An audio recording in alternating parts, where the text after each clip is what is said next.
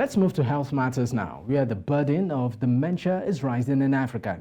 An estimated 2.13 million persons were living with dementia in sub-Saharan Africa as of 2015, with numbers projected to nearly double every 20 years, increasing to 3.48 million by 2030 and 7.62 million by 2015. Now, recently at a regional hybrid training organized by the African Dementia Consortium, a consultant neurologist at UCH Ibadan, Dr. Temitope Farombi, highlighted the importance of understanding dementia beyond just memory loss. She joins us right now on the news to share valuable insight on the complexities of this condition and its impact on individuals and families, as well as how they can be better supported when affected. Of course, joining me right now in the studio to unbundle this is Dr. Farombi. Thank you for joining me on the news. Thank you for having me. All right, now let's of course lay the groundwork. Can you start by explaining what exactly dementia is and how it differs from the Alzheimer's? Thank you, Alzheimer's disease. Pretty much a mouthful there. Thank you very much. Dementia is the disease of the brain that affects our memory, the way we think, the way we behave, and our emotions. And it's largely the leading cause of disability in the older adults, and often make them to be dependent on their loved ones. I mentioned it's a disease of the brain, and not just the disease of the brain, it makes them to be dependent on their loved ones. So basically, that's a general overview of what dementia is. Oftentimes, it's often confused with aging. When someone starts losing memory or their thought line or thought pattern, you say, maybe I'm getting old. No, that's a very wrong conception, misconception regarding aging. Dementia is not synonymous with aging. It is a disease of the brain, and it affects the older adults more. Okay, so dementia, like you mentioned, you said is not synonymous with aging, but a disease of the brain. So how can this disease be contracted? Is it hereditary? Is it blood, found in bloodlines? I mean, can you just give us a bit into the origin of this particular disease, and if at all, it's transferable? It's not transferable. It is not a contagious disease, but it is a non-communicable disease that affects just the brain alone, and then how the brain functions generally. The cause is largely being investigated, but of course we've seen different pathological signs that they've picked up in the brain, like tangles in the brain neurons that allow, in a simple term, when you have electrical wiring in your house, and then perhaps in between those wiring there is a cut, such that there is a poor transmission. The way you transmit electricity, that's the same way the neurons in the brain also transmit information across the different domains of the brain. So here, so you cannot say this is actually the cause at the moment. It's still largely being investigated. However, there are risk factors, things that can make someone to be liable, to be susceptible to developing dementia. Number one is aging. As one grows older, the risk of developing dementia is higher. I said it's commoner among the older adults, but of course 10% of it is seen in those who are less than 60 years.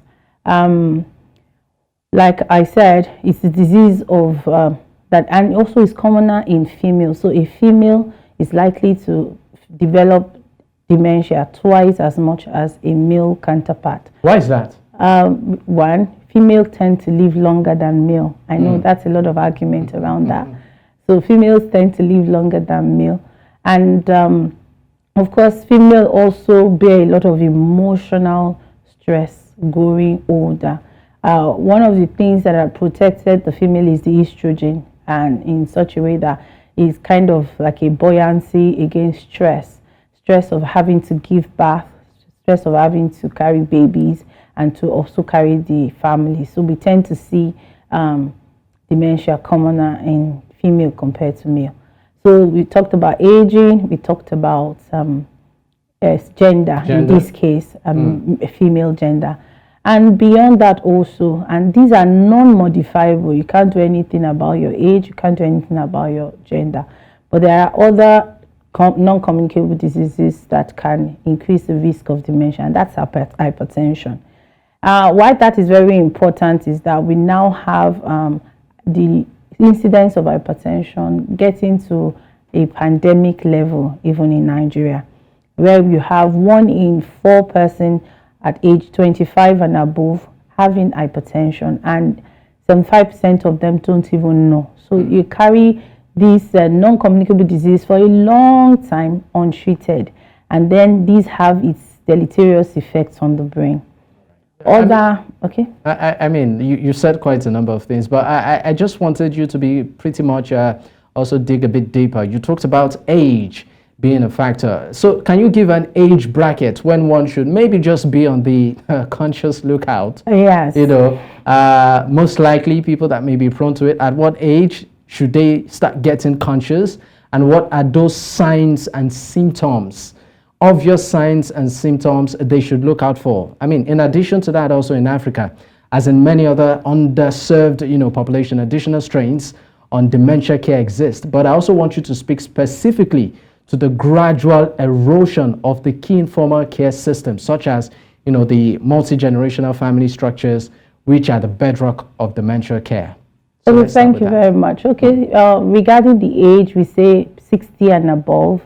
So anyone who is 60 and above is at increased risk. And for every 10-year increase in age, increases the risk. So the person who is 60 and above, we say, okay, perhaps 1 in 4 person could develop dementia. But when you attain the age of 70, it can increase to 2 in 4 persons, and 85 as you go older. So 60 and above. But so that is that about aging. You talked about family structures, right? Yes, and also symptoms, obvious symptoms to look out for. The obvious symptoms that you often get is memory loss. Of course, it's normal as people grow older, you can have reduction in the latency period by which you recall things.